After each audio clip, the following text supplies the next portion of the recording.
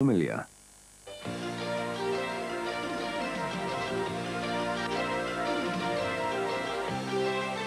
ESPN, the world leader in motorsports coverage, presents Speed World.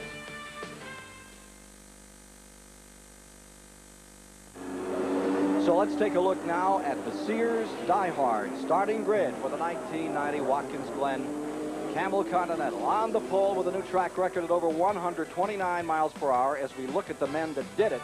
Drake Olson is there for Toyota. Beside him, Davy Jones, originally out of Cortland, New York. The Sea Captain's son has his work cut out for him this afternoon. In row 2, it's Chip Robinson who has tasted victory here and is currently second in points. Beside him comes that other Jaguar, number 61, and Price Cobb, part of the team that won at Le Mans, is in that machine. Going to row 3, and there's Brabham. He's won it 2 years in a row with 2 different drivers, John Morton and last year Robinson. The issue is, can he do it this year? Outside of there is James Weaver driving the Dyson Porsche. Only 2 Porsches here this time for the 962 vintage. Going to row 4, John Paul Jr. in the number 67 Nissan. And he should be cutting a pretty fine line. He loves the rain. Then the 3-time GTU champion qualified car number 33 on the outside of row 4, Tom Kendall from California. Row 5 is the car that finished second here a year ago. And Wayne Taylor was the one that qualified it this round. Jim Milner will get some work in that one. Outside of row 5 is Michael Brockman. Remember, he won here a couple of years ago. His co-driver is P.L. Newman. In row 6, Derek Bell is in the second 962 with Moretti. And alongside that 962 is Rocky Moran in that second Toyota to start.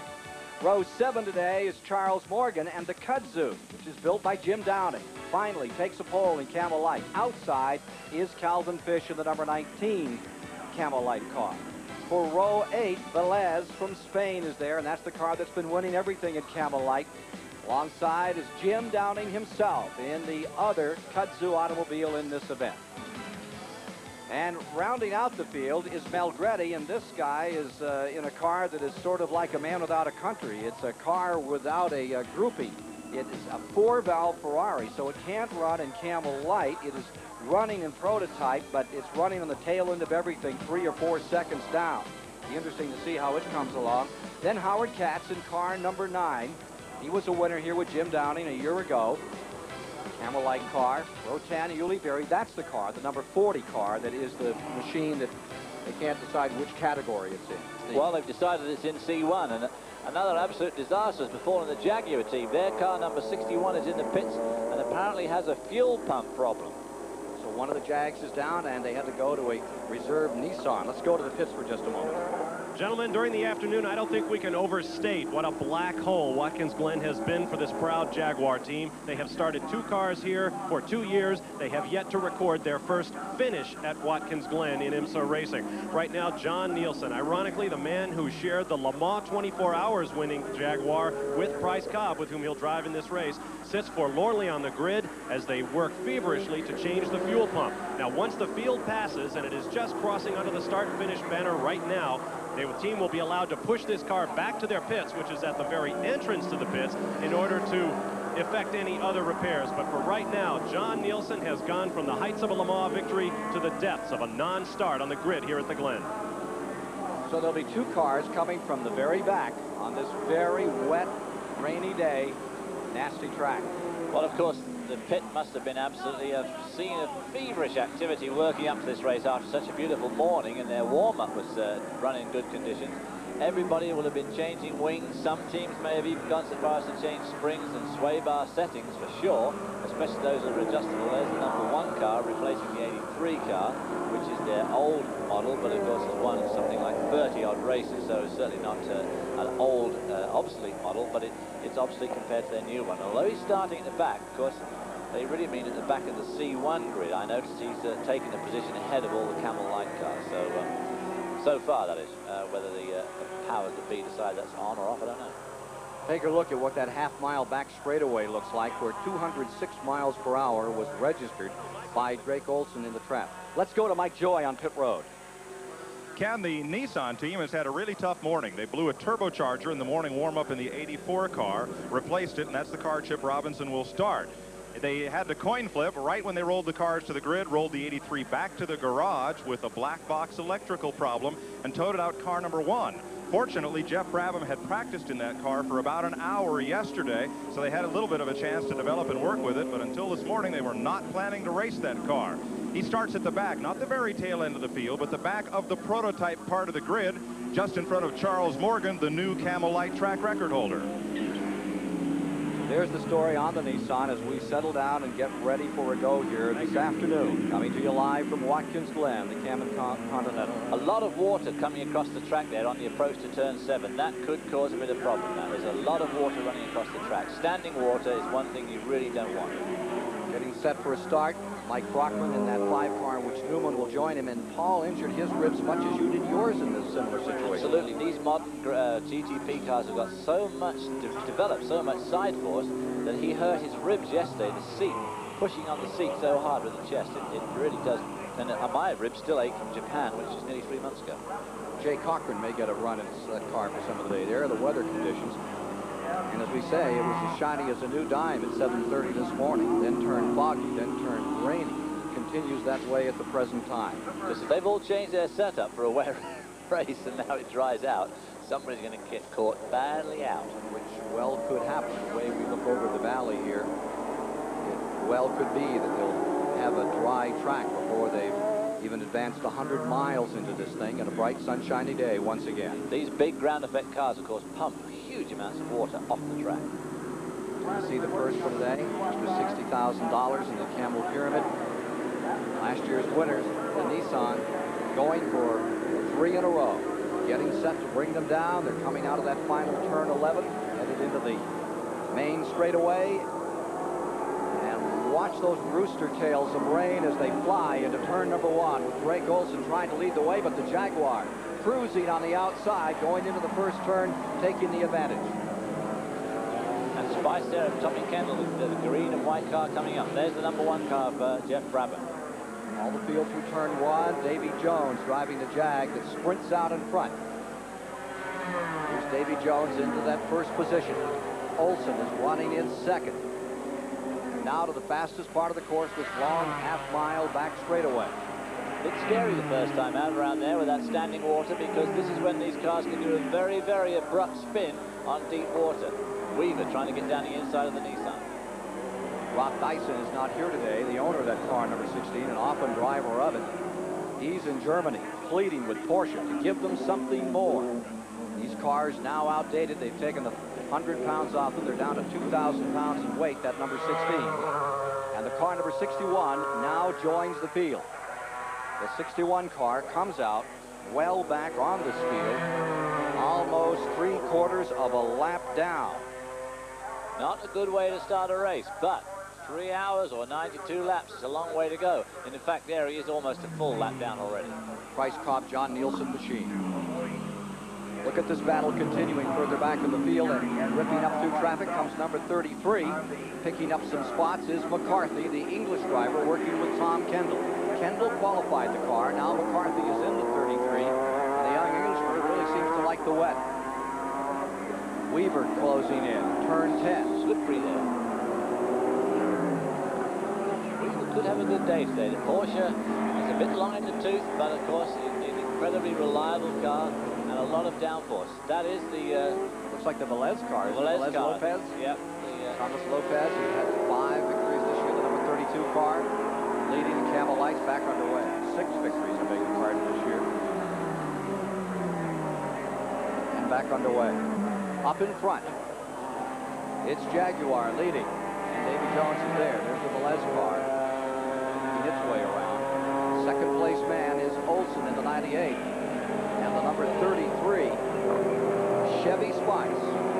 Kendall and McCarthy. McCarthy at the controls is currently 3rd. Weaver has taken number 16 into 4th. There you see the 61 on the tail end of the field, trying to work its way through, and John Nielsen, the Dane, now in the car. Co-driver with Price, Cobb, and Lamont, victorious.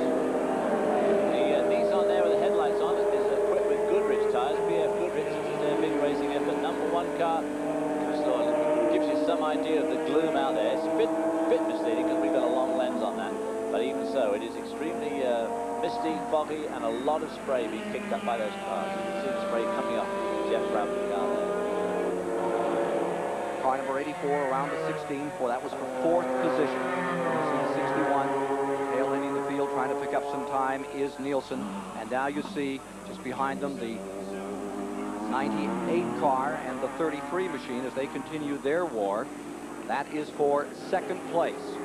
60 car, Jones has drawn out in front, and he's already has left his teammate. 2nd place battle in McCarthy, looking very good. There's the left car. Then here are the 2 cars battling for 2nd position.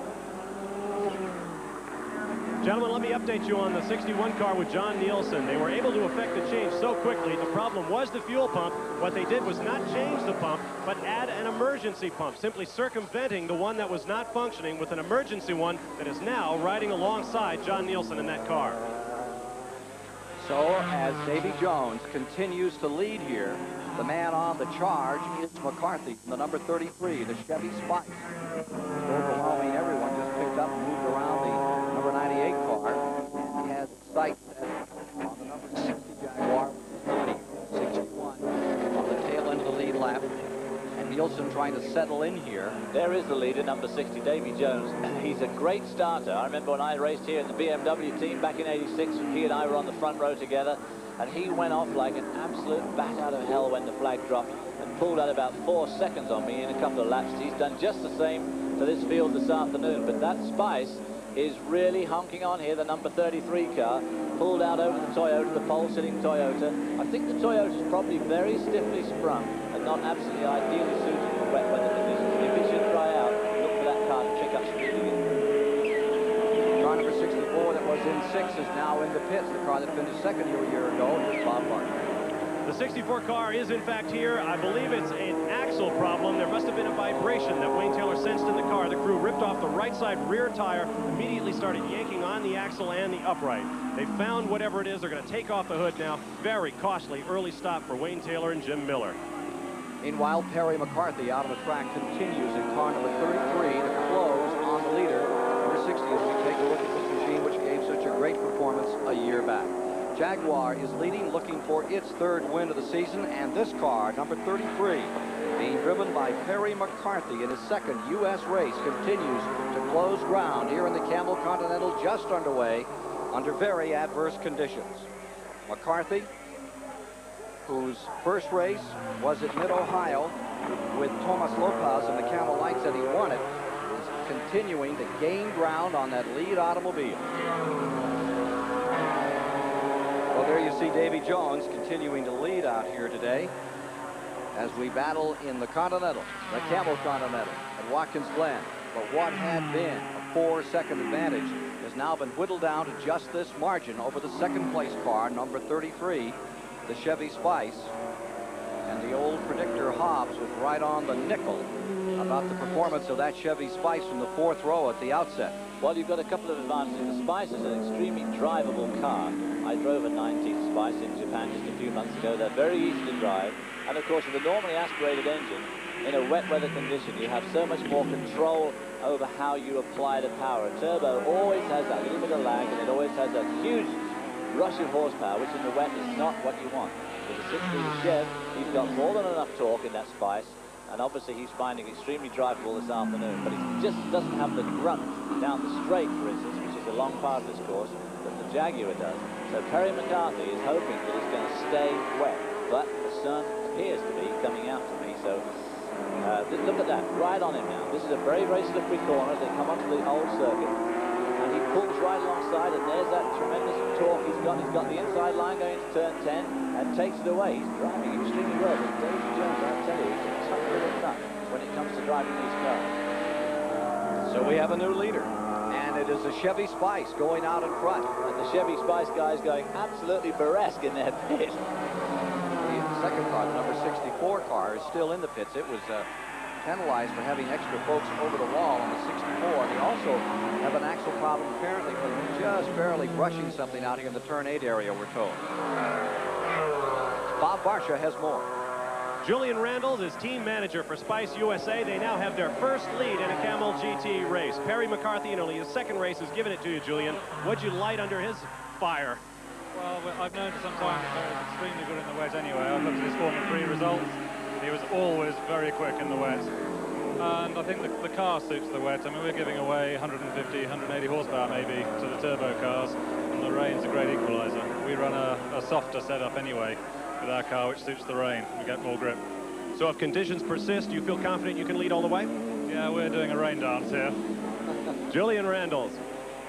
And what a mix of cars we have up in front, with Chevy Spice in front, Jaguar currently in second, Toyota third, the Porsche in fourth, and the second Toyota back in the fifth spot. Showing in sixth currently is the Robinson Earl number 84 Nissan car, and in seventh is Brabham in that car number 1. Second place in the event, Davy Jones trailing number 33. Not by much as the battle continues up in front. McCarthy really wheeling this car around this track this afternoon, but of course as it inexorably dries out, he's going to find himself falling back into the clutches of the Jaguar and the other turbocharged cars, one of which of course will be the Toyota of Drake Olsen, who sat on the pole. Look for him to really come to life if the track should dry out. You can see beginnings of a dry line there, but still extremely slippery. And of course, if it continues to dry like this, the drivers are now faced with another conundrum, and that is what to do with their wet weather tires. These wet weather tires don't like to dry. You have to look for water. It is continuing to dry here on the 3.37 mile Watkins Glen course. Third place car and fourth place, 98 and 99. The 98 being driven by Drake Olsen and the 99 by Fangio. Fangio's done well. They qualified very poorly yesterday afternoon. They had a lot of trouble, and they qualified right back in 12th spot. But they have done Fangio has done a great job. Of course, the first win in a Toyota was Fangio earlier on this year in Topeka, Kansas. And he is pulling up through the field to try and get to grips with his own teammate, who was on the pole, and looks at the moment to be achieving just that. And if this weather continues to clear, we'll have in-car cameras again. It has had such a low ceiling, they could not get the helicopter up to bring back the signal from the in-car cameras today. So it is breaking, and breaking quickly, as Mike Joy was pointing out over the valley. With Seneca Lake beginning to clear up. Cars bumping down into that turn there, although 99 seemed to me to be bumping around a little bit less than 98, so that could be that 98's got a slightly stiffer setup, which certainly wouldn't be helping him in this wet. There you see the new leader, Perry McCarthy, number 33, really, I'm saying really like somebody else, winding that car around here. I must really stop using the word really. About to put a lap on car number 63, the Downing car. Leader continues to be McCarthy. Second continues to be the Jaguar of Jones. After torrential conditions at mid-morning, Watkins Glen is beginning to dry out, and bringing this track out is this young man, McCarthy, in car number 33. Right behind him is car number 60, Davy Jones, maintaining second place for Jaguar. There's black cars in there, but Davy Jones is the second place man as the track continues to dry. A long way behind too. Perry McCarthy's pulled out a huge lead. Now watch for Davy Jones to start looking for water on this straight. If I was them at the moment, I'd be looking for water now to keep my tires cool, because these rain tires, as I said a few moments ago, do not like dry tracks, and it is definitely drying on line. Meanwhile, let's go back to number 16 in A4, battle for fifth position. There you see James Weaver in the Porsche 962, the Dyson entry, and directly behind him is Robinson. And there's Fangio taking our pole sitter, Drake Olsen, 98, being overtaken by Juan Fangio, the second, who in fact qualified only in 12th spot. In fact, it wasn't their fault they had a bad afternoon, but he's driving extremely well this afternoon. And that 99 now has moved to third position. 98 falls to fourth for Team Toyota. Running 12th in the race is Bonato Melgretti, and that is the Ferrari Spice, which is leading in Camel Lights with the second place man, Calvin Fish, at the present time. Here's that 99 car, Fangio, currently in third as he's ripped up through the field and continues to close on the leaders. 33 McCarthy stays first, the Jaguar of Jones staying second. And nearly a 10-second gap now between those two. It'll be interesting to see if the 99 car can make any impression on Jones, because that would then put the Toyota back in the second spot. But the sun, just a few moments ago, we saw these cars on the back side of this circuit. The sun was shining, the cars were casting a shadow. When the sun comes out here at Watkins Glen in July, or on the last day of June, it's very, very warm, and that'll dry this track out literally in moments. And so look for some pit action. So Bob and Mike Joy better get ready down there to go running from pit to pit and picking up all sorts of bits of great information. Here's the 98. Drake Olson, who finished third here at Watkins Glen in 89 with Fangio, picking his way around this track, this very fast track, as fast as anything that the IMSA series will see in 1990. Pole position, nearly 130 mile-an-hour average. That's not too bad, because as you can see from this picture, there's quite a few relatively slow corners on this track. There's James Weaver, who has now dropped back into the 6th position, as Robinson in the Nissan number 84 has taken over in 5th. James Weaver driving the number 16, for which I had offered my services to drive this year, but to no avail. They got James Weaver and Hurley Hayden to drive it, but obviously ESPN's gain is their loss, and that's the way life goes, I suppose. 84 not doing as well as I thought it might do. Here's how that pass happened with car 84. Down the inside, he's on the wet, good and wet there. See the steam coming off the road there. It'll dry out in a moment. Good for 5th place. Now the gamble is what you do on pit road about those tires. 84 running very slowly here coming back. I think at this point it's not going to be more than 2 or 3 laps before you'll be quicker on the slick tires. But as we saw from Montreal just 3 weeks ago, as soon as you get offline on slick tires, a la Thierry Boutsen, you can have some nasty shocks awaiting for you. There you see the 16, and behind him is coming the Brabham. Well, the last of the GTP classification. Closing in here on the car number 16 of Weaver. Boy, it looked to me like that 84 car was just off its feet for a moment in one of those corners and picked it back up again. It did just a little bit. Now through these quick S's, having to follow line by line through there. Obviously, you wouldn't want to get off that dry line going through there. Here we see the 16 car. We believe the 16 car might be ready to pit. Maybe they've got a problem. Maybe their tires have gone away. Well, for sure, the 1 car, Jeff Brabham, looking for his 3rd straight here at Watkins Glen, is the man on the close. You can see the incredible amount of distance that 84 pulled out on 16 on that 1 lap. He only passed him right here a lap ago, and now he's almost the length of the straight in front of him. So 16 is obviously ailing. Brabham in 7th in the number 1 car. From the tail, and here you see the car number 33. That's McCarthy staying in front. And the Chevy Spice leading for the first time in IMSA Camel competition.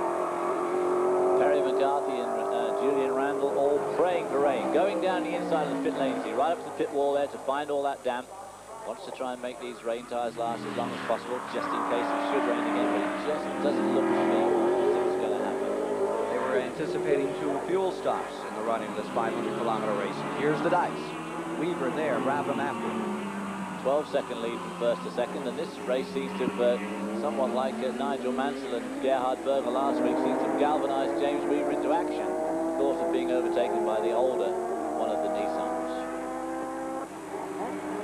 Indeed, the car in which he won 8 straight in 88, number 1 car. So that's a 2-year-old car. James Weaver's a new car, but of course the 962 itself is now a fairly old-style model. And Weaver heading for the pits. 16 coming on pit road. And Bob Varsha there in the Porsche pits. Mark Showman directs James Weaver to a stop neatly in the Dyson pits. This is one of the most innovative of all the Porsche teams. They have totally massaged this car. Brand new nose of their own design. In fact, they're having these parts made down in North Carolina under a secret formula. But right now it looks like rubber is the problem for James Weaver, and slicks will go on. The wet weather tires are off. James Weaver will go back out on Goodyear slicks. Let's go down to Mike Joy. Well, let's have a look beyond round and black. Obviously, to road race fans, those of you that are with us on these IMSA telecasts, here's a dry weather racing tire. Here's a wet weather tire. Stock car fans don't see these, so we point this out. It, of course, has the stipes or grooves to move the water. But there's one other very important difference. The compound of this wet weather tire is much softer than the dry weather racing slicks. If the sun stays out, the track dries out, this tire will start to chunk because the rubber is too soft to absorb the side loading, the G-forces of racing on a dry track. Everybody up and down pit lane is now rolling up the slicks and getting ready to put them on at the first stop. In 1989, the Jaguar team wouldn't have complained if Watkins Glen were wiped off the Camel GT map. On lap 1, Jan Lammers gave the new turbocharged Jag its first lead in an IMSA race by passing Jeff Brabham's Nissan. Then on lap 6, Jaguar's luck turned sour. Davy Jones parked the team's V12-powered car with a broken drive shaft. Just 26 laps later, Lammers blew a tire at better than 170 miles per hour on the back straight. He managed to limp the car back to the pits, but Jaguar was done. 2 cars out of the race for the second straight year. That's the story of Jaguar a year ago. This is the story of Nissan 1990 as you watch live. Car number 1 running in the 6th position. Brabham has pulled in, and he is going to take on regular racing rubber, going for the dry tires. Car number 1 on pit road, and they put it back up on the jacks again. Set it down, brought it back up, David. Well, I think they've decided to fuel it, and it's too far away from the fueling rig, so they've got to move it forward. Oh dear, what a bit of a bishop that was. Now they're putting it back on the jack yet again. They still haven't taken the wet weather tires off the rear. It's the 3rd time up. He was running 6 as they came in here, and losing a lot of time on this stop. Cass Kastner will no doubt be tearing his hair out of this. What hair he's got, that is, of course. Here's the 60 Jaguar, the 2nd place car into the pits. Bob Barsha is there. Davy Jones from Cortland, New York, swings the 60 Jaguar into the pit as the number 1 Nissan is back out after a very, very slow stop. Recall that just a year ago, pit stops played a big role in the Nissan victory. But right now, the matter at hand is Jaguar. Off come the steaming wet weather tires, and on go the racing slicks. Jones will stay in the car. There is no fuel going in at this point. Get a great view there, by the way, Bob, of how badly torn up those tires are. They're absolutely rooted, aren't they? Yeah. Car number 60 back underway, and the 67 car slowing a bit here. That's the car running currently in 7th place with John Paul Jr. and Villeneuve, the drivers for today's event, coming off the pace a bit. That's the Nissan that formerly was the Busby team, no longer, as a Canadian has taken over with that team. That single turbo car, David Seabrook, now in charge of car number 67. Doesn't seem right to have a car out here, 67, that doesn't say Busby on the side. No, and also BF Goodrich. Goodrich has spent a lot of time and money on developing cars for the GTP program, and they keep on doing more development. There's the Lights leader, that's the 80 car with Ferrari engine vehicle. And driving at the present time is Mel Reddy in that Ferrari Spice, and there's the 2nd Jaguar in. Again, here's Bob Marshall. John Nielsen has his jury-rigged fuel system on the number 61 Jaguar. Back in the pits, off come the rain tires, on will go the dry weather rubber. My question is, David, what does this do to their pit strategy? No fuel going into the cars during this stop, and they will likely have to make 2 stops for fuel during the race. Well, I think that's where Nissan were a bit clever on that first stop of theirs. It took them a bit longer, but they did in fact top the car up. But of course, they've only done 15 laps so far, so they'll almost have to bound to stop twice. But the second one will be a real quick splash and go fuel stop. Lost a position, fell from 7th to 8th with car number 61. And picking up that spot was John Paul Jr. in the 67. Here's Mike Joy in the Toyota pits, number 98. Drake Olson, the pole sitter, is in, and the Goodyear Eagle slicks get set to go on. We'll get a look at these rain tires as they come off, and they are steaming hot, and a little bit of chunks of rubber coming off those front tires. So definitely it was time to get that in and get those slicks on. A wipe of the windshield, finishing up on the rear tires, and getting ready to drop Drake Olson down and away. Let's go back to Bob Barsha. Well, the number 84 Nissan is in. Chip Robinson has that car in to get the old tires off and the new ones on. Now, they're going to have a bit of a problem getting him back out because right in front of them, the number 67 Nissan, the only customer Nissan effort, is in. Chip Robinson swings it out without a problem. Meanwhile, the number 32 Camel Lights car is coming in. David, you called it, buddy. It is a real Filene's basement down here in the pit lane. Filene's basement. Filene's basement. That's where there's all this activity is the ground floor on bargains. It's always very, very busy. Sounds like the Hunchback of Wine Vault. Well, here's number 33 staying out. Electing not to pit that time was Perry McCarthy in the Chevy Spice. Now this car may be just a little bit lighter on its tires than the turbo cars. It certainly won't be ripping the rear tires up quite as much as they will, won't develop the horsepower. Although it's still 600 odd horsepower, but not as much as those turbo cars. There's some vortex coming off the rear wing. You can see how thick this atmosphere is here today. So Perry McCarthy, everyone else is pitted among the leaders except the leader himself. Will he come in? We'll follow the story here at Watkins Glen.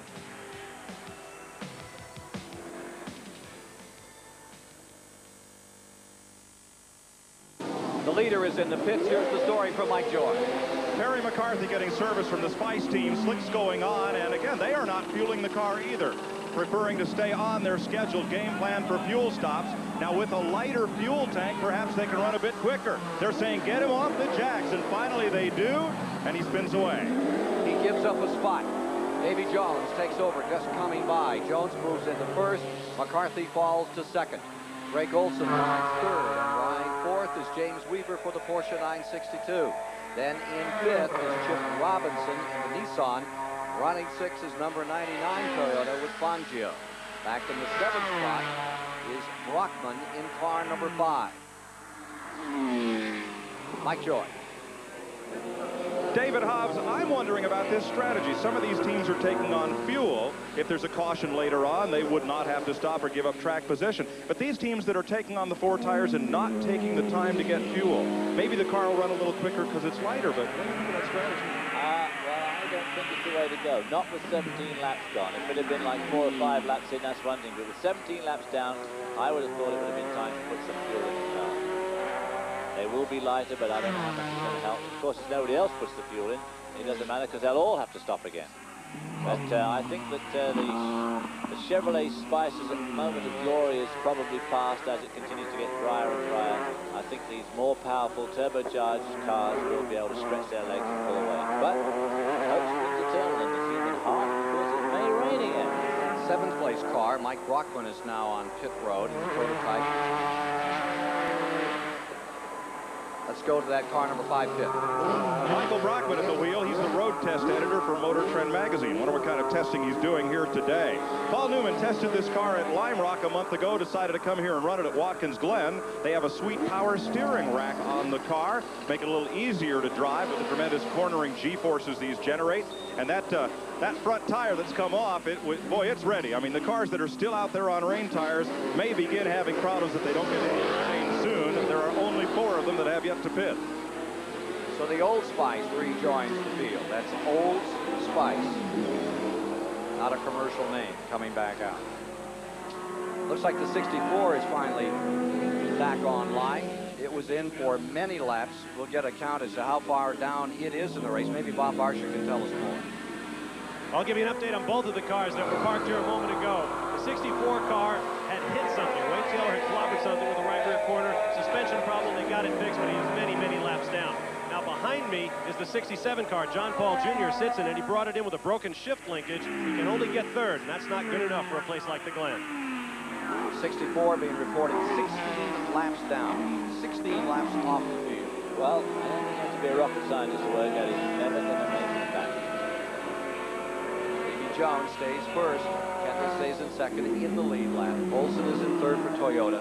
Weaver stays 4th. Robinson 5th. Fangio is 6th. Brabham in the number 1 Nissan lies 7th. And the number 61 Jaguar is now 8th.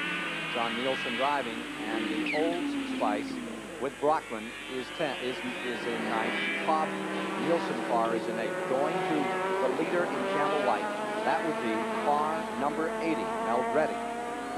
Shower of sparks, and that Toyota has been doing that throughout all the practice periods all around this racetrack on full tanks. Well, Davy Jones seems to have got himself a 15-second lead. I didn't think that Spice pit stop was all that bad. It seemed pretty quick to me, but it must have been considerably longer than Davy Jones's because he had about a 12-second lead on Jones, and with any luck, he could have come in after Jones had his pit stop and still been in the lead, but I don't know what happened to him. Something's gone wrong somewhere, and he's 15 seconds down now. There's your Camel Light leader, Malgretti, Rogerio Malgretti from Milan, looking for his 6th win. He pulls it off here today in Camel Lights. Won at Lime Rock earlier this year.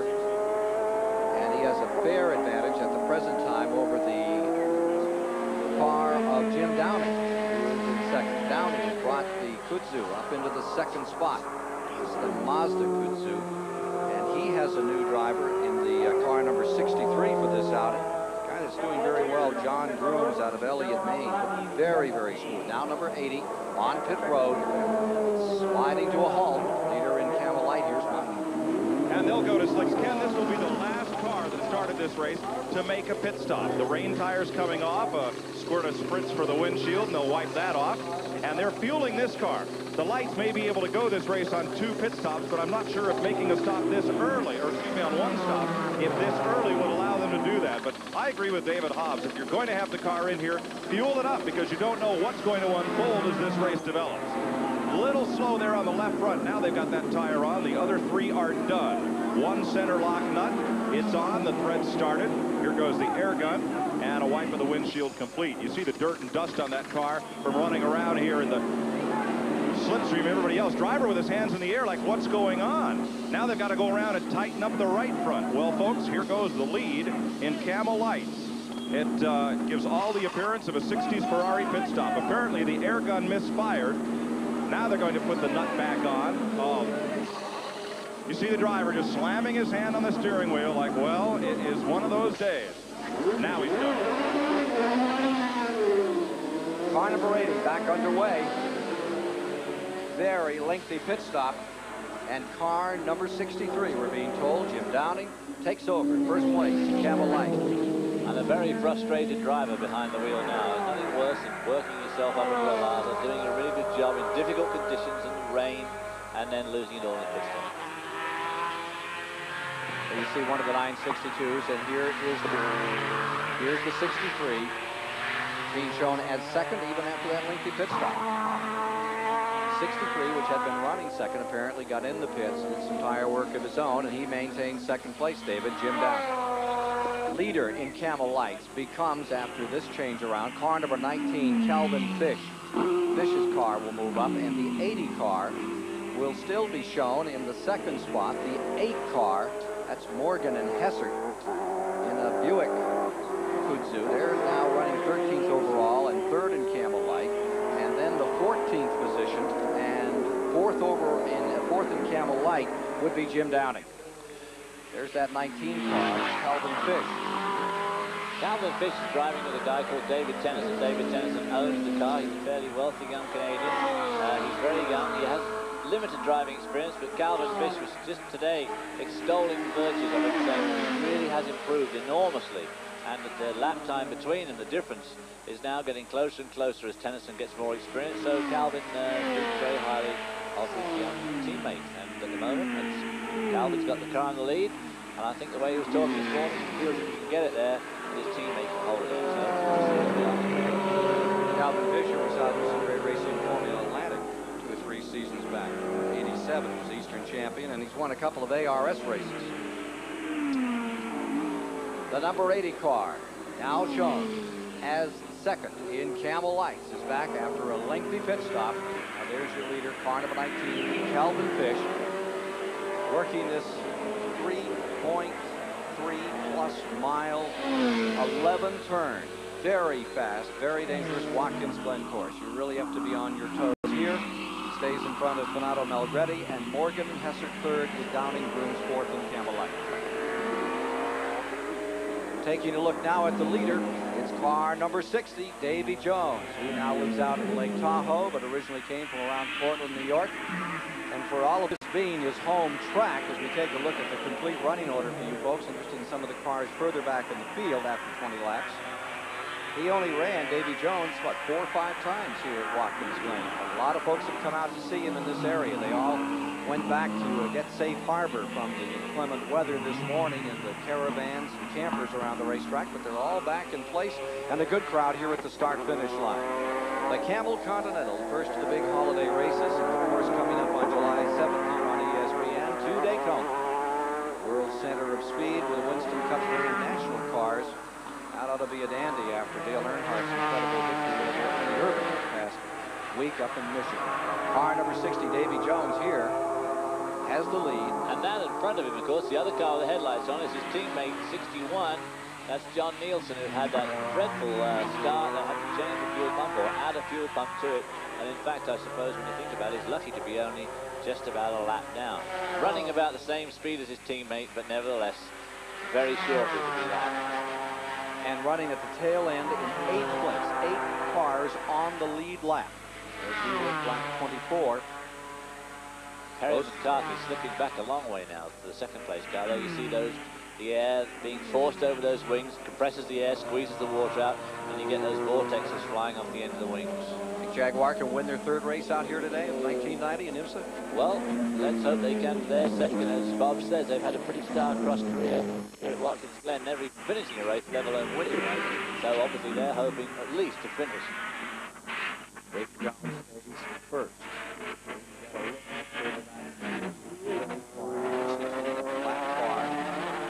In front of him remains Nielsen. There was a star-crossed driver, if ever you saw one, at the very beginning. And now you're taking a look at the car number 40, which is that car that sort of falls in between the ranks here, Dave. The 4-valve that is running in GTP. They hope to get it back in Camel Light next year, but it's running a little off the pace, to say the least, about 6 miles an hour slower than the slowest Camel Light car. Car number 60, Davy Jones, looks like he's ready to overwhelm everyone, including the Nielsen car, running in 8th position on the tail end of the lead lap. All zooming in and out of the light, Camel Light's traffic there. There's the Camel Light's leader, Calvin Fish. There's Davy Jones, the race leader, about to put another lap down on the 67 car, which had a fairly long pit stop. Goes down the inside, decides not to, because as you can see, the inside line is wet on the approach there, drying out down here. Down the inside of that Camel Light car. That, in fact, is the Velez Lopez car.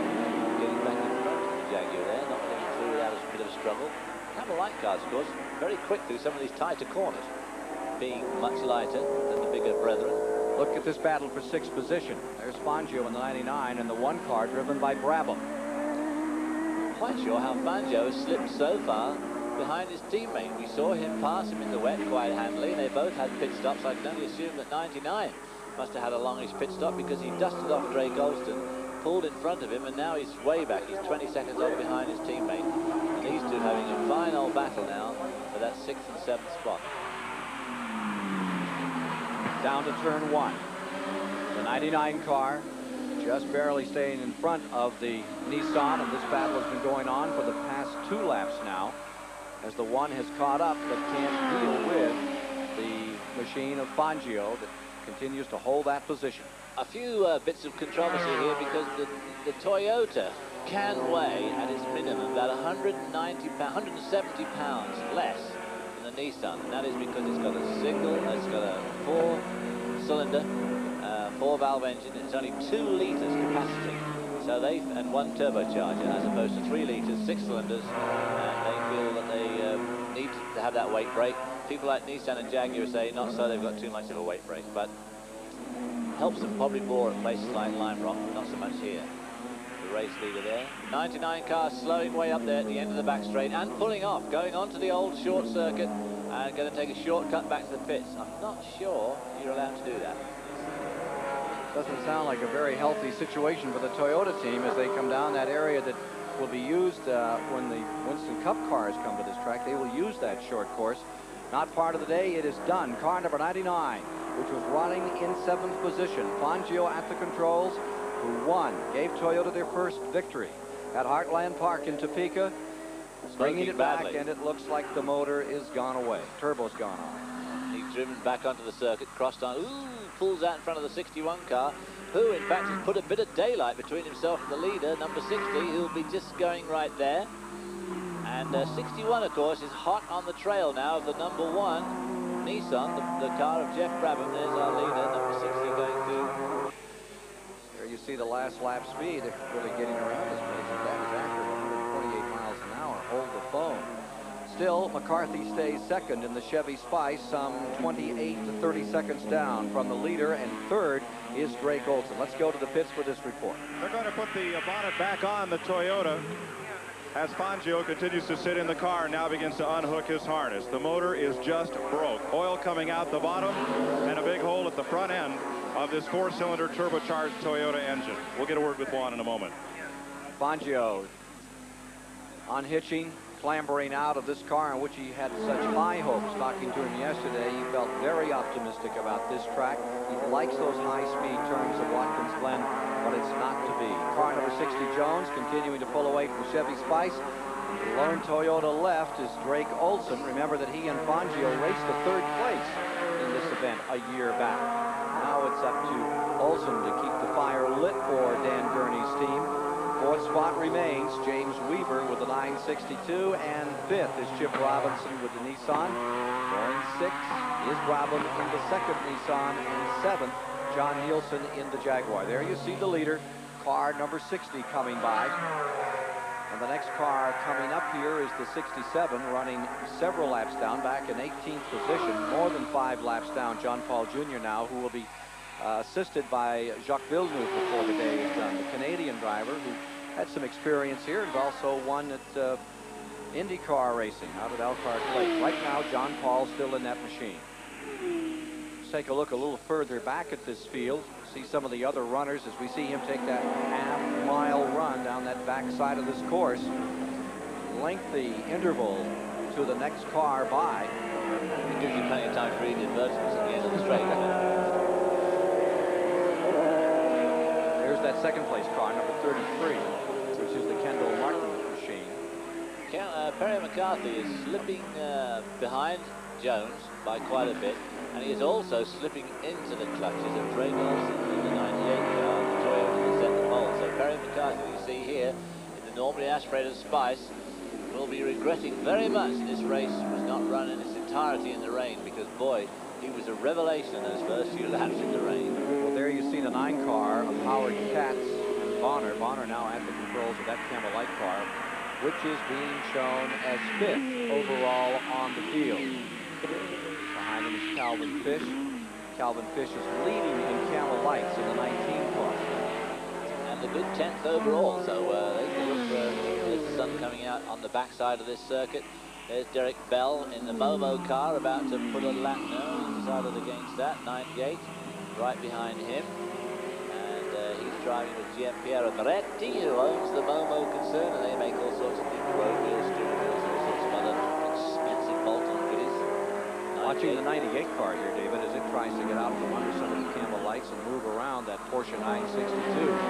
Remember, the 98 is 3rd. Find a close on car number 33, Perry McCarthy in the Chevy Spice. We look back through the field here, and now down the main straightaway across the start-finish line. He's around the 2 lights as well as the Porsche 962. Drake Olson in car number 98. 3rd place overall in the Camel Continental here at Watkins Glen.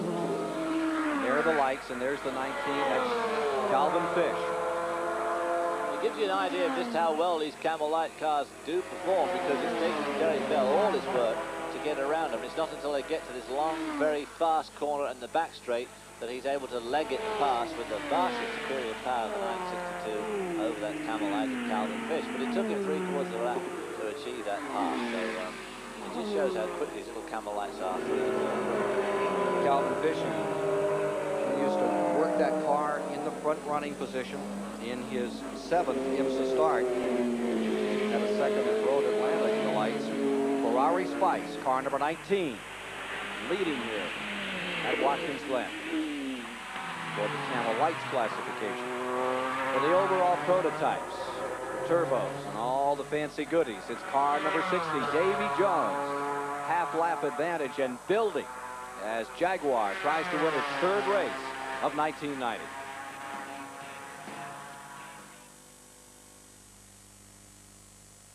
Hoping to have a win today. They're hurting. They've just lost a lap. Let's go to the pits. Barry McCarthy brings in the number 33, Spice Chevrolet. Actually, he brings it in for the 2nd time. He came in on the last lap. Tommy Kendall, who was all of 6'6", was standing out there waving in his black and day-glow orange helmet. McCarthy didn't see him, drove all the way around the racetrack another time. That loses a lot of time on the racetrack. At any rate, 23-year-old Tom Kendall is now in the car, the only man to win 4 championships in 3 years on the IMSA circuit. Just 6 credits away from a degree in economics at UCLA. That is, if he can stay off academic probation. Tommy says he only made 5 classes last quarter. He's back on the track. And the leader is now pitting. Car number 60 coming in, and car number 33 goes out. And car 60 missed the pits. Car 60 has to go back around again. I don't know what's wrong with these guys. These are some of the best pits in the world. Perhaps it's because they're too big and wide that they don't know where they're going. But that gives you an idea of the disaster that missing the pit was for Barry McCarthy. This is the leader about to lap the 33 car of McCarthy and Kendall, which so led this race and has only been lying in second up to this last disastrous in and out twice. Bob Barsham. Guys, I've got a theory about how he missed it. Jaguar used to park at the far end of the pits, down toward the exits. Davy Jones is a very focused young man. I wouldn't be surprised if coming into the pits, he thought, I'm going down where we always pit, down at the end. I mean, he missed that pit by a factor of about 5. He was way beyond it before he got on the binders and tried to get the car stopped. I don't think he thought for a moment, or remembered for a moment, that they're parked up at the entrance to the pits this year. Well, Davy Jones is back up to speed again on his way back for his second visit to the pits, but Tommy Kendall does not seem to be going well in that 33 car. He's right off the pace. I wonder if that car has got a problem, which is why it came in the first place. And the number 60 remains in first place. Number 98, Olson, is still in second. Here's Mike. Juan Fangio just took his helmet off, and now he's about to put it back on. First of all, your engine, did it give you any warning before it let go? No, no at all. What is it like driving a race car on a track that changes so drastically as this one did, from rain to dry, from fog to bright? What's that like? It's absolutely different, but we try to see what the car is doing and try to see how is the best way to drive it. It depends what the car is doing, of course, and if you think that for everybody it's the same, you don't have to worry. And he'll hop in the car for Drake Olson. The relief interview standing here is Rocky Moran. We'll get back with him in just a second. Let's go back upstairs. Second place is up at turn 11. Here's the leader on pit road, number 98, Drake Olson. Trying to take over here as car number 60 makes the second stop. Now in the proper spot. Down it comes. The second place man is across the line, taking first. Drake Olson now takes over out in front. Off to Jackson, still a little more time on pit road. Number 60. The 33 car's coming into the pits now. That's the Kendall car. Apparently the engine's cutting in and out. That would be a terrible shame if we see that car sidelined with an engine problem now. That 33 car had dropped to 7th. Been running up in second with that pit stop, and now the troubles continue for the Chevy Spice. Bob? Well, Tommy Kendall brings it in and sits there pulling on his driver restraint straps. The team leans in and is shaking their heads. There must be something they either can or cannot do, but the engine hood goes back on. They're going to take it back out. Evidently nothing to be done right now, or else it's going to clear itself up on the racetrack. But at any rate, there's nothing they think they can do in the pits. Tommy Kendall will take it back out. Well, Tommy Kendall, who was very excited about the prospects for this car, and indeed it was off to such a great start, and now it's all coming unwound for car number 33. Extra pit stop and the car is missed. Here's car number 98, and that is Olson seeking his 5th IMSA GTP win here in his 52nd start. Just did an absolute banzai in qualifying and established a new record for this course in Dan Gurney's creation, car number 98. The story is that they're going to resurface this racetrack within the next 12 months or so, and if they do, that'll probably jack the speed up here to well over 130 miles an hour, probably 133 or 4 miles an hour, because he did a great effort. But as you can see from the way this car bounces around, for a high-speed circuit, it is certainly a bit on the bouncy side. Well, the back straightaway has been resurfaced. This bit here has all been done, and it's nice and smooth, and the drivers all like it. As you can see, it looks slides there, but it needs to be smooth here. It's very fast. Chip Robinson has brought Nissan to second place in car number 84, and the Porsche 962 is in third, and Ferte in that Jaguar is now in fourth. Drake Olson in car number 98 with just that much of a lead over car number 84, Chip Robinson. Toyota over Nissan here in the Camel Continental at Watkins Glen. Drake Olson, who was third at Road Atlanta earlier this year, fourth at Topeka, third at Lime Rock. the sister car winning at Topeka. And for the moment, he has the advantage.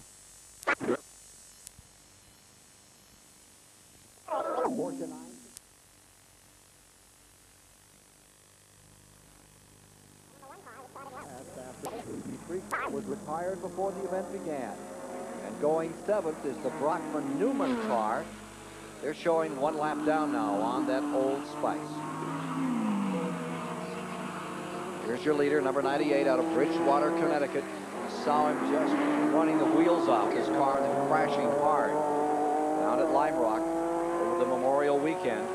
Here he is trying to keep this car in front. And the interval continues to shorten up between himself and Chip Robbins. We'll just get that interval in just a moment. Coming into the last turn here, you can see bits of rubber now being rolled up and kicked up behind these cars as they lay more and more rubber on this track. And of course, they laid a lot of it. There's the second place car right behind him now.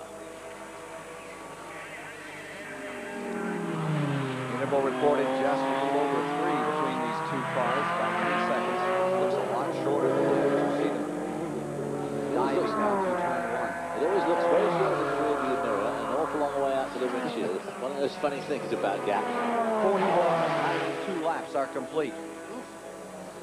Somebody getting some pieces off the racetrack. Alan Furte, just as an aside, is only just gaining on number 16 of Weaver. There we see the 84 Nissan. Gradually winding in the 98 Toyota, the pole sitter. You talk about the hidden heroes of the sport. Those course workers just do an incredible job at every course you see them. They usually do it for a little party and a few suds at the end of the day. It's incredible how much effort and time they put into doing their job well. There's the 16 car. Continues with James Weaver. And we mentioned at the outset that Rob Dyson left yesterday for Europe, and he intends to have a long and serious talk with the powers that be at Porsche, Mr. Bates and company, and see if they can't come up with something more and begin a new development program on these cars. Because even with 100 pounds off down to 3,000, you can see that they're having their problems with the likes of Toyota, the likes of Jaguar, and for sure Nissan. Well, I mean, these are new generation cars. This 962, really, there's the number 60 car. That is the ex-leader, the number 60 car, now driven by Alan Furte, who is catching up onto the 16 car, Weaver. And they're racing now for third spot, sorry. Major speed 124.8 for the last lap on Drake Olson. 3.3 miles around this thing plus, and that's remarkable. Remember that we started in the rain, if you're just joining us. It rained a boodle out here around 10 or 10:30 this morning after absolutely clear skies. When one woke up, 7 o'clock out here at the track, it looked like it was going to be the perfect day. A little fog down in the valley, but then it swirled in, heavy fog, and it curtailed the Toyota race, the Formula Atlantic race, after just a few laps. They finally were able to get the Luke Clutch Challenge event in, and Garth Olin came home in an eagle in first place. Here's the 16 car, Weaver. Look at that line back further as they're trying to, looks like they're trying to clean their tires at speed on car number 60 there. I'm not quite sure what he was up to then. Maybe driving around a bump of some sort. But he's only just catching up, or very slowly catching up the Weaver car. As you said, the boss man of the Weaver car, Dyson, has gone to Germany to try and get help from Porsche. But you have to remember that these Jaguars, Toyotas, Nissans are a much later generation of GTP sports racing car than the 962, which has basically been around in that form for close to 10 years now and has had an incredibly good run of success. Well, there you see the 16 car that is in third, trying to stay in front of the Jaguar. To a man, the Porsche team will tell you what the great brand needs is a new Camel GT weapon. The Porsche is now being challenged by the Jaguar as you watch this battle for third spot. Car number 60, Alain Berthet making the charge. And 16 going into the pits. So that'll be a driver change. I would imagine that now Hurley Haywood will take over that 16 car from James Weaver, who's put in 40-odd, 44, 50 stirring laps. Indeed, there's a driver change taking place in the Dyson car. The one car also coming on pit road. Brabham is in, currently in 5th place. Derek Daly's suited up, and he's getting into the #1 car. Bob Barsha is with them. We have driver changes going on and more expected. James Weaver has climbed out of Rob Dyson's #16 Porsche in favor of two-time Le Mans 24 Hours winner and three-time Daytona winner Hurley Haywood. Meanwhile, at the other end of the pits, Jeff Brabham has climbed out and Derek Daly has climbed into the #1 Nissan. That's one of the 89 chassis. We expect shortly, Ken, we expect the Jaguar in shortly, in which Bryce Cobb will hop, taking over for John Nielsen. So the 16 and the 1 both returned, showing in 5th and 6th positions, running in the lead lap with 6 cars being shown in the lead lap here at Watkins Glen, New York. Here's the 1 car back on the track. The 84 car, Chip Robinson, for the moment, has taken over up in front, getting by car number 98. We can show you what happened to Drake Olson as Chip Robinson was on the charge and overwhelmed that Toyota, take first place. Here's the 1 car back underway. It's on the tail end of the lead lap. Right on the tail end of the lead lap, because there's the 84 car, which in fact is leading the race. And the lap gets right up now with his sister car, the #1 car, and in just in the background there is the Toyota 98. Let's take a look indeed at how Chip Robinson came on to get by car number 98, Drake Olson. On that long half-mile back straightaway. Did a bit of judicious drafting and then the whistle round the outside in a move that was eminently successful, unlike a similar move he made about 2 years ago driving the late Al Holbert's Porsche, which ended in somewhat more disarray than that. So car number 84 has the lead. Now into the pits. Leader comes on a pit road. Car number 84 and 98, Drake Olson, takes over out in front for Toyota another time. Halfway in the Campbell Continental. Bob Barsha. Chip Robinson, the 1987 Camel GT champion, piles out of the number 84 NPT 90, as these Nissans are called this year. Bob Earl will be climbing in. Bob, probably the most unheralded driver on the team, but the man who set the fast lap ago in France. Got the belts tightened. The crew is done before the driver is. They're going to give him a little push to get him going. He drops the clutch. He's in first gear and away. 84 coming out a little slowly out of the pits, now up to speed. Here's the leader, Drake Olson, in car number 98, scheduled to go 2 hours, with the final hour to be turned over to Fangio, staying in the lead, and Jones and Ferte's car number 60. And Ferte now driving, is in 2nd spot, Robinson following the 3rd, and the Porsche stays in 4th. Midway in our live coverage of the Camel Continental at Watkins Glen this afternoon, as Drake Olson tries to give Toyota its 2nd victory for this mark. And he's on to pit road now. 98 pitting, Olson in. Bob Archer is there as car number 60. Alain Ferte goes by to take the lead. Here's Bob. Well, this is Mike Joy in the Toyota pit, and climbing out is Drake Olson, the man who put this car up front. Out comes the seat insert, and in goes Juan Manuel Fangio, nephew of the great Argentine champion, and a driver quickly making his own mark, the winner in Topeka, giving Dan Gurney his first Toyota win. They finish up the fueling, now just getting ready to drop the car, but they won't do that until all the belts are tight and he's ready to go. Service is complete, harness is fastened, down goes the door, and away goes Fangio.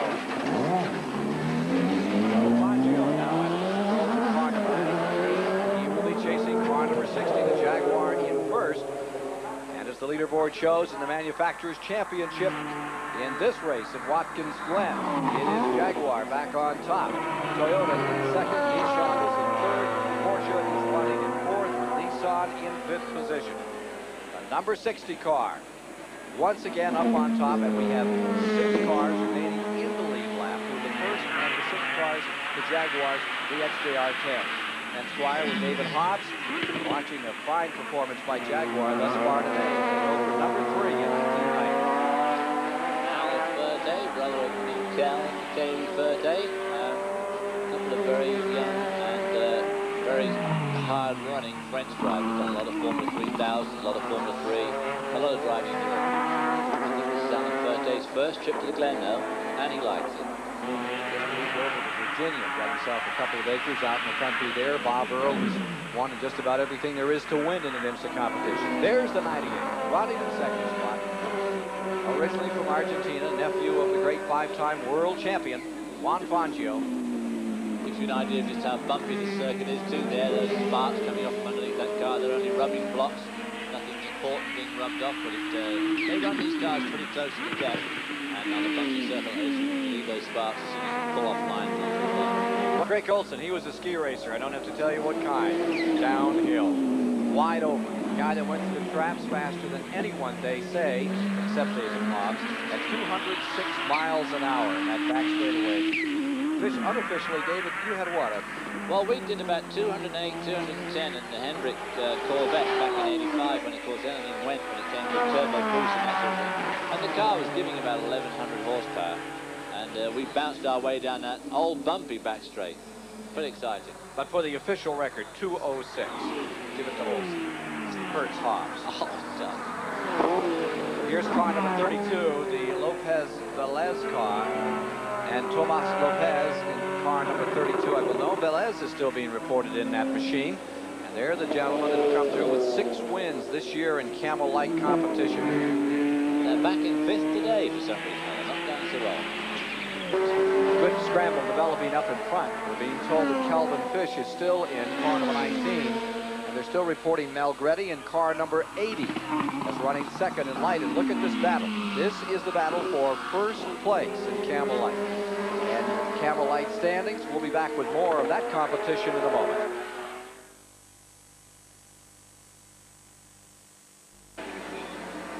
Great battle in Camel Light. Here they are struggling for first place, and car number 80 is just making the move down to the bottom. In car number 80, it is Mel Gretty, and that Ferrari picking up 1 spot from Calvin Fish. Dicing the last lap. Here's Paul Newman clambering into car number 5, which is currently shown as 7. Brockman getting out, Paul Newman getting in. Bob Barsha's there. Paul Newman climbing into the machine, and look at the rig that he's wearing around his neck. Paul hurt himself practicing in this car. He's got bad ribs on the left side, and he is wearing this brace to protect his neck from the incredible G-forces built up in this car. Now, that system was designed by Bob Hubbard, an engineer from Michigan State University, who happens to be related to Jim Downing, the 3-time Camel Lights champion. Jim Downing wore this rig for a number of years to prove its efficacy, and now it's getting about the best publicity it possibly could as Paul Newman climbs in. What the system does is prevents his helmet from moving any more than a few degrees in each direction. Gives him the freedom of movement to look out his mirrors, see, and so forth. But it will support his neck, and of course, in the untoward event of a crash, it will prevent that heavy helmet from moving too far in any one direction. Paul Newman, who won a Trans Am race on his home track in Lime Rock, Connecticut just a few short years ago, will now make his debut in the GTP class here at Watkins Glen. Actually, Paul remembers being in a GTP race years ago, like back about 79, maybe one run, I believe, the Stallman.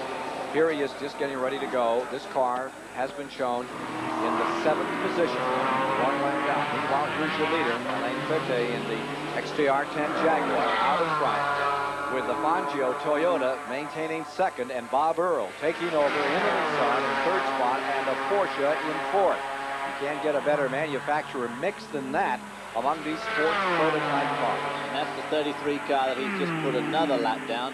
That car went so staggeringly well in the rain, shot off into the lead with Perry McCarthy driving. And ever since poor old Tom Kendall got in it, they've had nothing but problems with the engine. So they're effectively out of the race today. And there is the Velez car, isn't it? No, it is not. That 33 car is in 16th position. Now the Velez Lopez car is on pit road, and again, Bob Barsha has the story. Well, I'm rapidly becoming a jinxer in the pit lane. Every time I talk to somebody, it seems their car comes in with a problem. It happened to Tommy Kendall, and now it is happening to Tomas Lopez, whose partner, former world champion Fermin Velez, is back in, and he was shaking his head. They've got a terrible misfire on the car. Everyone taking their time now, and that is always a bad sign. It looks like maybe this entry is done for the day. That's sad for that team that also yesterday extreme optimism the way they were getting around this course, particularly Lopez and Fly. Velez just resting there now for the moment. hoping that things will change, but probably knowing in his heart it's not going to happen. Well, if they change now, he's too far down to amount some sort of effective comeback because they're already running the fifth one. And wave reaction. Benotto McGrath's car pulling away from Tennyson Fishman at 19. 55 laps are complete here, and for the moment, Jaguar has the advantage. Toyota is in second, and Nissan, the winner for the last 2 years, is back in that third spot. And Porsche, bringing 2 cars here, one and one only, a real contender. The Dyson car staying in that 4th position overall. Here's Mike Joy down here with another one of the Cadillac points. That is the number 2 point car, Ken, as the Lopez Velez car having problems. A change in strategy for Essex Racing. Tom Hessert in the blue helmet is climbing in the number 9 in relief of Brian Bonner. And because Tom is, well, to say charitably, a little shorter and wider, they've got to get the seat insert in there and make some room for him. So this may be a little lengthy stop. His teammate, Charles Morgan, started the 8th car but succumbed to electrical trouble. So Hessert climbs aboard car number 9 instead of Howard Katz to try to pile up some Camel Light points. This, too, is a Buick-powered car. It's a Spice chassis. The other car is a kudzu designed by Jim Downing. So they'll strap Hessert in. He'll fire up the car and hopefully go out to battle. Got to spin among the leaders. Car number 84. Bob Earl has fun. He's trying to get fired and get started once again. It's the second time that car spun. Yeah, the second time his car spun in the same place. Same corner. In fact, I'm almost sure it's the same corner. Bob Earl back underway. Robinson's had a Gilhooly out there in that position, and now it happens to Earl. Robinson first. Now let's see what happens to Bob Earl. Keeps his old foot right in it. You see the rear wheels. Oh, Paul Newman. That was in the number 5 car. Just missed it. Paul Newman, a very accomplished driver. Seems to be humming along pretty well there. As you can see, the car bouncing around. That is an older model car with the Ultramobile engine. It's a small engine. They've decided to go the small engine, lightweight route. Which may not be the best thing here at Watkins Glen. Here is a real power circuit, and it might have been better with just a slightly heavier car, weight the car up, and give it a bit more 6-litre engine. But they've got the 4.7-litre engine. You see it bouncing down into turn 8 here. But and there's the 33 car. What is that? Oh, is that side staging or what? No, it's just the 33 car. Tom Kendall. What a day they've had. Leading Spice Crew down and pulled away to about a 10 or 12 second lead, but now it's way many laps down. It's in 16th spot, over 6 laps down, for the last half hour or so. There he is, the 3-time GTU champion, just barely holding on down at UCLA. He was saying the pressure was really on from his father. He was able to pull it off again and stay in school and keep on racing. Well, he's a 3-time GTU champion. He's still only about 23 or 4 years old. Here's the leader. There, Ted. First time in the United States. He's driving car number 60 with Davy Jones. They were right up on the outside of the Jones qualified. Right behind them, you see that car number 63, which is running 3rd in the Cadillac. Jim Downing. And that is the only kudzu left now.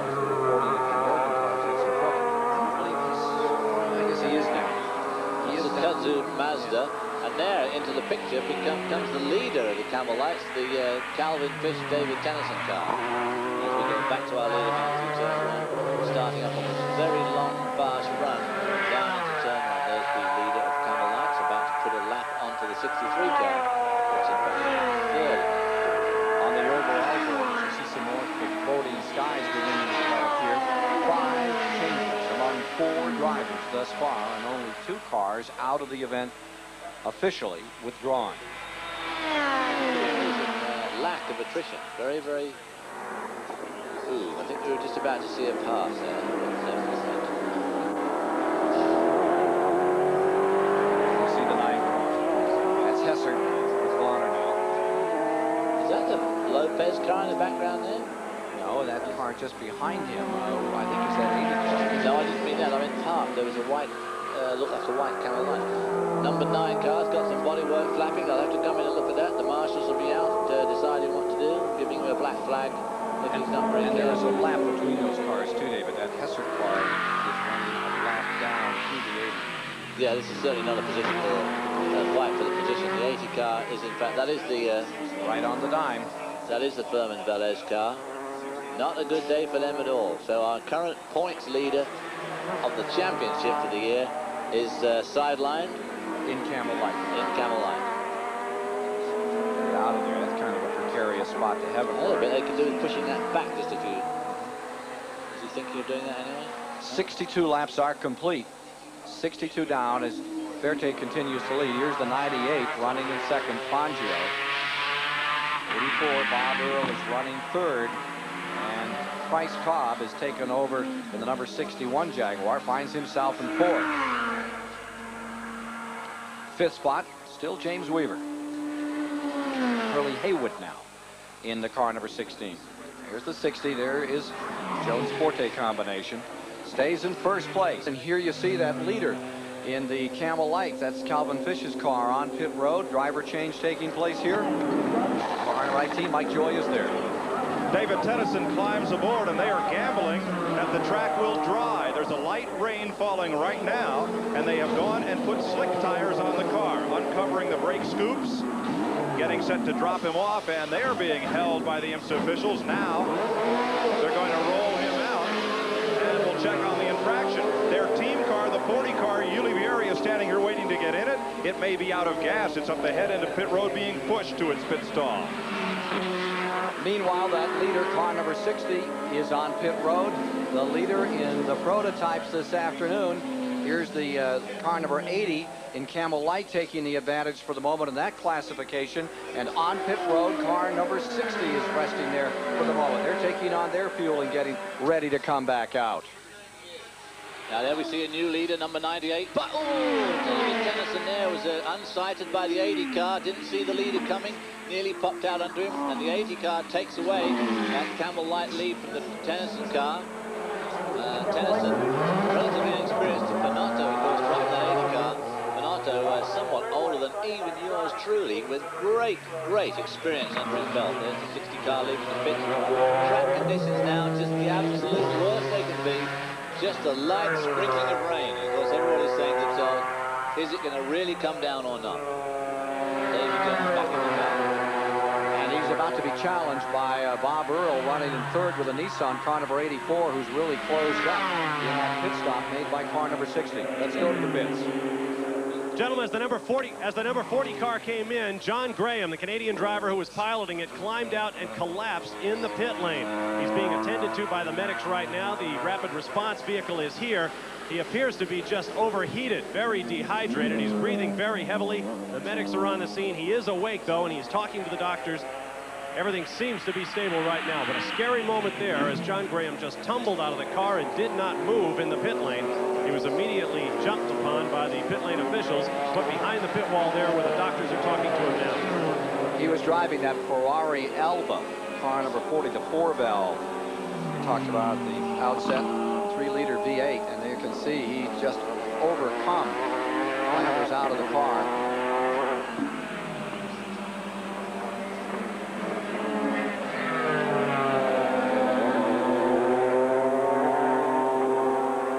Like carbon monoxide poisoning. Serious. Well, it could be, or it could just be pure overheating. These cars are extremely hot there. Just a little glass house. There's a lot of area of glass in there. The engine, the brakes, everything's in there with you. They get awfully hot. And there's David Tennyson, the young Canadian, slid off the road. Calvin Fish will be looking at that and saying... That was the leader in Camel Light, Tennyson. 21-year-old driver, first year in IMSA racing. Getting back underway. It is slippery now, as I say. We've got a light sprinkling of rain, which is just the absolute worst condition. It's raining just around the corner, especially on a long track like this. Now, we're sorry we can't give you in-car footage today. We just cannot get that chopper up. The weather has been adverse from the outset since about 10:30 this morning. Here's that car number 61, and remember that is Price Cobb, and he is staying at 6. He is on the lead. Now he's 1 lap down. Now there's 5 cars only in the lead lap, and 61 has fallen off the pace of it. This just happened. 61, though, on the other hand, is about to spin. And is about to be nearly hit by Paul Newman, who has to make another phenomenal avoidance, and does so very, very successfully. You must be wondering what's gone wrong. All these top cars spinning in front of him. He must put the hex on him. Well, they think they're making a new movie. But here's 61 is caught back to number 1 again. This is the battle for fifth spot. Here's the number 1 car in 5th. That is Derek Daly now at the controls. And That's the 40 spot. And that's the 40 car just gone back into the field there, but it's the red one in the background. Working 66 of 92. The 66 lap mark. And you watch the car number 1, Derek Daly. You hear here pretty regularly on ESPN with the IndyCar coverage.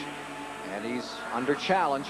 Car number 61 mows him down at this point. Bryce Cobb picking up that 5th position. Must have some sort of a problem, that Nissan. Couldn't be going quite right. Not to be passed that easy by the Jag. Drake Olson, Fangio battling up in front of this car number 98. They build up a healthy advantage over car number 60 in 2nd place. And the story is that Davy Jones is back in that car in 2nd position, and Bob Earl continues in 3rd spot for Nissan. On the leaderboard, that 16 car you see right there, right, the number 16 car continues to be Hurley Haywood, and he is back in 4th position. Here's the 60 car that is in 2nd position and down a goodly sum now. He's about 40 seconds down now on the 98 Toyota. Both Nissans are in the pits. There's the number 1 car leading. Derek Daly's back behind the wheel again now. That was a long stop, over 50 seconds. The 1 car running in 6th position, and the 84 car was in 3rd as it pitted. It's down and is away.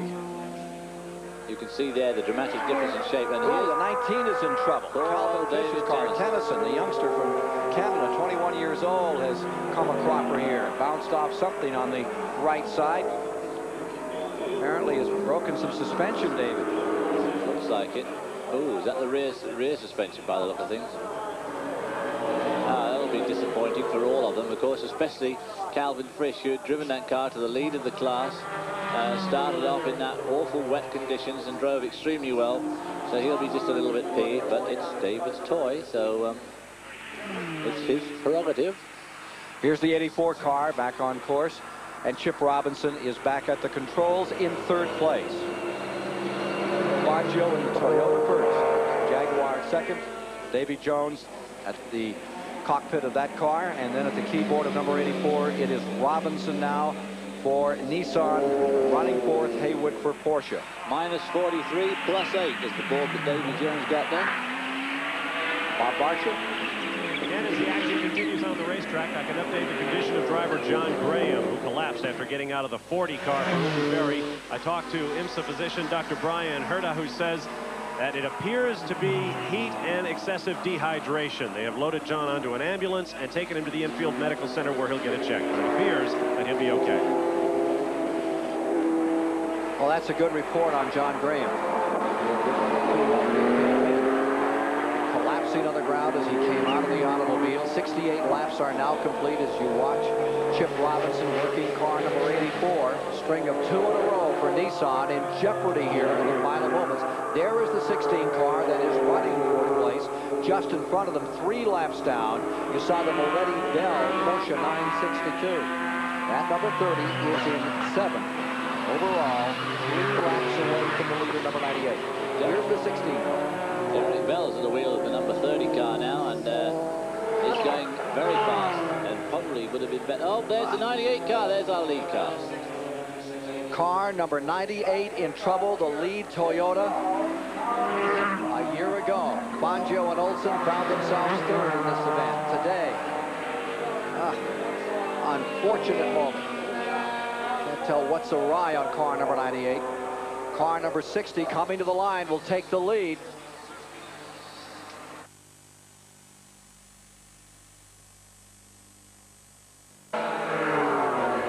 Robinson 84, Nissan 2nd. Haywood in number 16 Porsche goes 3rd. The Jaguar Bryce Cobb, number 61 in 4th.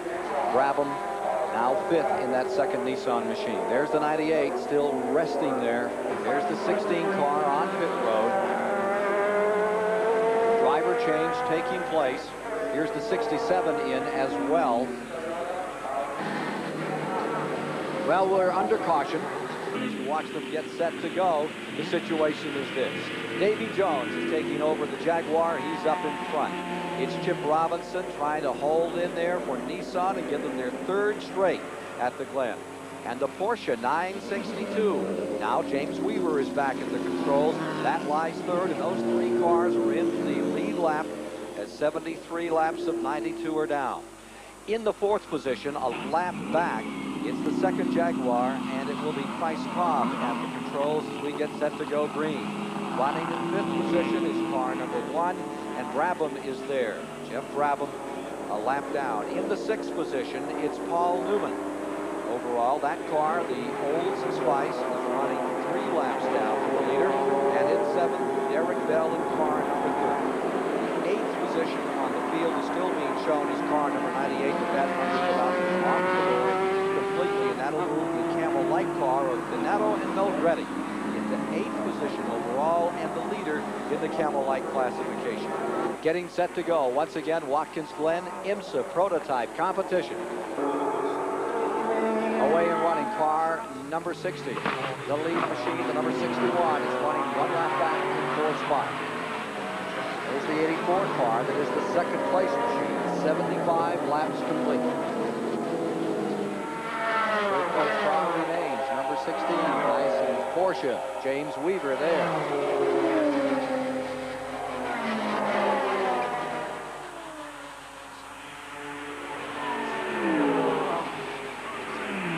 Hopefully, David Jones will let 61 car.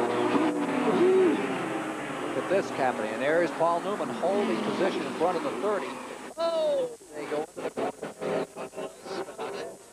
Whose smoke was that? Was that because of Weaver, or was it Newman? I thought it was Newman's car getting out a little great. Moretti has passed Derek Bell's passed Paul Newman. Derek Bell in the car number 30 moving up, and here you see the 16 sorted himself out in a hurry. Derek coming with him, and Newman stayed right there. Paul Newman falling back 1 spot to 7th. Paul Newman's not giving up here. Here's it. Whoa, he's getting trapped by boxing horribly by that Camel Light car there. As the 67 car goes by, and that was the 80 car. Of course, that's the Camel Light leader, so he's not going to give way to anybody just at the moment. Especially somebody who he feels is racing for a 4th or 5th position in the big class. He's not going to try and jeopardize his class lead over that green car right behind him. The good to Jim Downey. So that's a racing position there. There's Paul Newman in the 5 car. There's the lead cars going down the front straight. Here's the 16, and that is Weaver. The 30 car is running several laps down to the 16. Not a battle for position there as Derek Bell closes in on car number 16. But those are the only 2 Porsche 962s on the field. Back in front, you see the 60 car. Davy Jones there in the 61 car, a lap down, running in 4th. Ooh, and Davy's not letting his teammate by.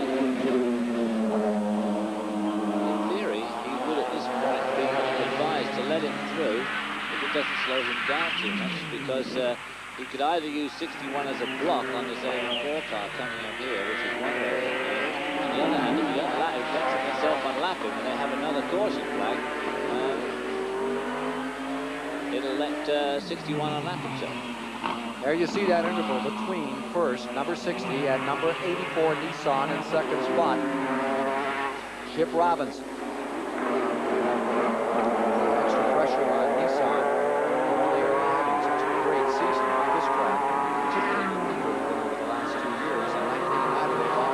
Up 5 wins, this Nissan outfit. Well, the XJR10 has collected a couple, and Toyota won. Jaguar has improved vastly this year with the new 6-cylinder engine, and is showing a lot of form, but the trouble is it does have a few unreliability problems left yet. When it goes and it finishes, it runs a good strong race. And you can see that interval from first to second seems to be shortening here, David. Yeah, it's coming down, slowly but surely. So Davy's not about to let 61 by. He wants to leave him there. A is a bit of a block. B, he's not going to lift off that throttle for just 1 split second. Allow that 84 car to make ground. Leader speed, 125 miles per hour in the last lap on car number 60, Jones. Which is fast. That's only just a few miles an hour off their pole time yesterday afternoon. Nearly 130 miles per hour. And the issue is first place, where Jones stays right there in number 60, and 84, Chip Robinson, continues to close. He certainly does. He's chipping away at that gap very, very successfully. 80 laps down, 12 laps to go. Robinson knows it's a now or never situation. The Nissan string of 2 in a row is to continue another day. Here is the most famous road course in America, Watkins Glen, New York. Here's the Newman car number 5, which is staying in 7th position. The Milner car having an excellent run. Well, you see Chip Robinson get by the Cobb Nielsen car going into turn 1. So that's 1 down, and he's only 3 seconds behind the leader, Davy Jones, and he's got 12 laps to make it. Over 3 miles per lap, 11 turns, and there you see the difference. That's once again the fog moves in on that long back straightaway. And there's a light shower going on here. It looks like more rain is on the way, but maybe it's just passed a little bit to the south, to the north of the circuit, so we may be all right. What's your estimate of the best in the rain between these guys? Ooh, golly. Depends entirely on the car, but I would have to say that probably David. Jaguar in front. The rain is developing once again as we get down to the side. This Camel Continental. David probably be prepared to just stick with Robinson. Davey is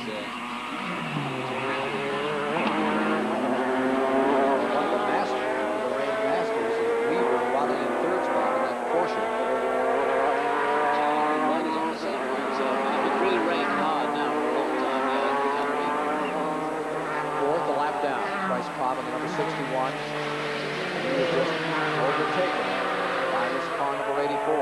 It's a clean shot to the lead. Down the main straightaway with 10 laps to go comes car number 60. Right behind him, 84. It continues to shrink between first and second place as Jaguar tries to break up the rampage that Nissan has established in the last couple of years around this circuit. Before that, it was Porsche 962s for years. Porsche 935s, but now we have a whole new look as these XJR10s continue to scramble around this track and set this incredible pace. They started outside of the front row, back in that second row. Now the 84s have a little bit of chasing as and the worst possible scenario for Davy Jones, caught up with Paul Newman just in the first twist of it of the track. Oh, there's the 98 coming back. It's a bit late now, chap. That's being brought back to move on. But how they got it started again? Probably changed the battery, I suspect. The battery went flat for some reason. But the interval between first and second, you can see it for yourself right here as they come down across the track finish line. It's staying just about the same, 2.5 seconds, plus or minus a 10. So this race could well be decided by traffic. There's not a lot of traffic out there.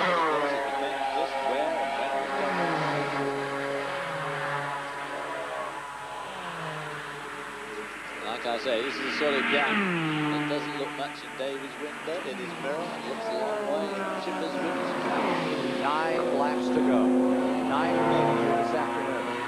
The question is, can Robinson collect any more time back from car number 60, Davy Jones, now of Lake Tahoe, Nevada. 26-year-old campaigner looking for his 3rd IMSA victory. Looking for Jaguar's 3rd IMSA victory, 1990.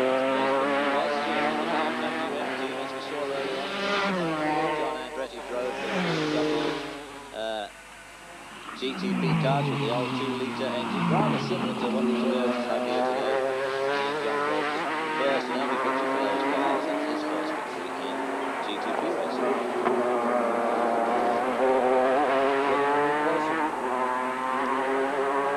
Quite a bit now. The gap is now less than 2.5 seconds for sure. And Fangio is proving very, very difficult to be passed here, which which is pretty stupid considering he's so many laps down. He just carved up Davy Jones terribly at the end of the straight, and he just will not let him pass, which has allowed Jones to fall right back into the clutch of the limit. 6 to go, 6 laps remaining. Here it is for first place.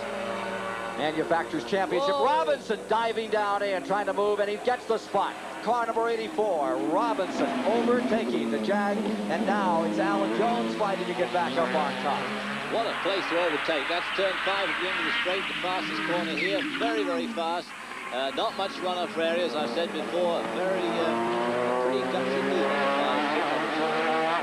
So now it is Nissan in front, Jaguar in second, Porsche in third.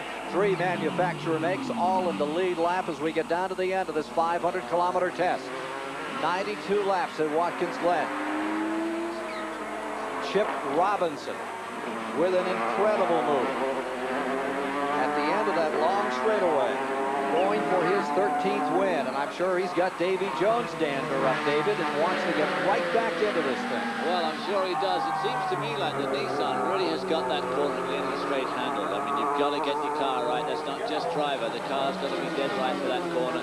And that car of the Nissan there was just superb around that long, very fast corner.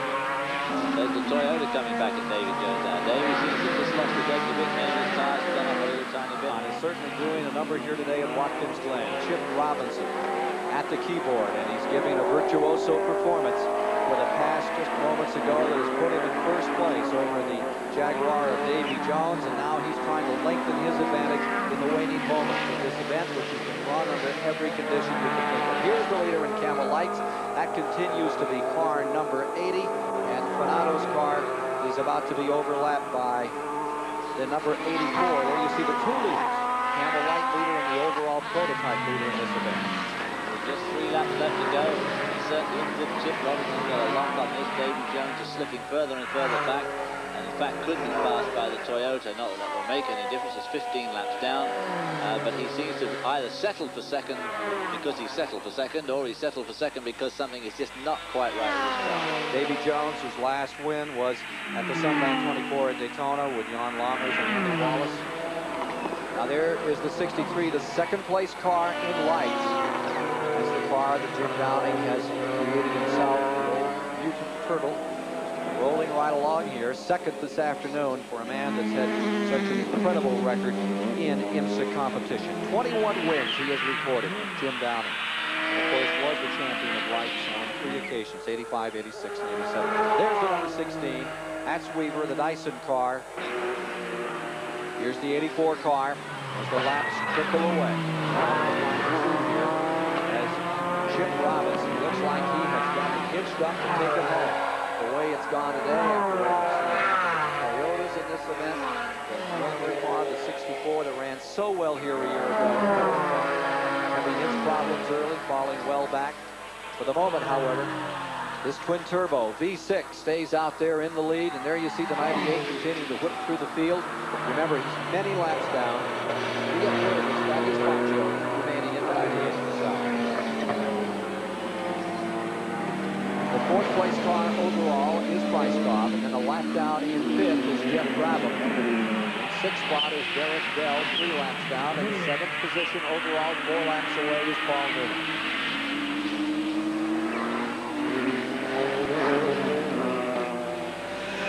Robinson's first win stays there since winning at Miami. There's that interval between first and second, between Nissan and Jaguar. Your mood and motorsports coverage of this nature is as much a manufacturer's battle as it is a driver's championship. Just as meaningful among these people who construct these cars as it is for the drivers themselves. Oh, Jackie's got a problem. Davy Jones coming off the pace. I wonder if he's running out of gas. I wonder if he's been running a bit short of gas, and that's why he says the 64. The 64 car's rear suspension is totally deranged. Jim Miller, Wayne Taylor's car, had such a great run here a year ago. That Chevy Spice in trouble. Davy Jones' engine's gone. Car number 60 as time runs out, comes back on pit road. Dear, oh dear, oh dear, how disappointing. 1 lap to go.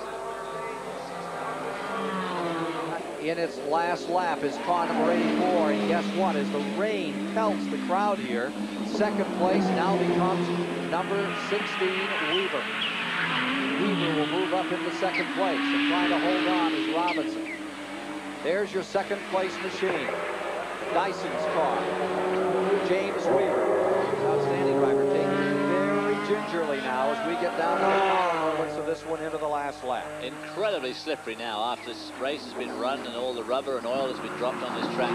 This light shower is again extremely slippery out there, so everybody now really pussyfooting it around, especially I'd imagine this guy, Chip Robinson, who knows that his only competitor now is the weather. Edward C. Robinson, Chip Robinson, looks like he's heading home for his 13th career win. Bouncing, ricocheting around part of that tough old part of the Watkins Glen course. Coming down, checkers are out in the rain, and it will be Chip Robinson for the victory. Chip Robinson, Bob Earl. This will be Bob Earl's 19th win, and it's coming everything from GTU and lights and GTO, the GTP cars. And for Chip Robinson, it is his 13th victory. It comes in his 85th start. And here is your second place man, James Weaver, coming to the line in his 39th IMSA start, and he will finish in second. And now we have a total deluge as we get down to the end of this one. It held until the very last moment, and once again it's pouring all over this racetrack. Let's take a look at the top five here in the prototype classification. Robinson and Earl win it at the Glen. Weaver and Haywood come home in second, and that other Jaguar finishes in third.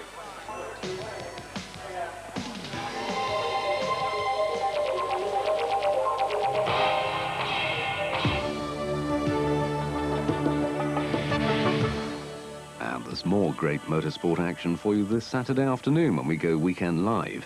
Our cameras will be in Daytona, Florida for the Pepsi 400 NASCAR race, and the flag on that one goes up at 3 with live and exclusive coverage here on Screen Sport.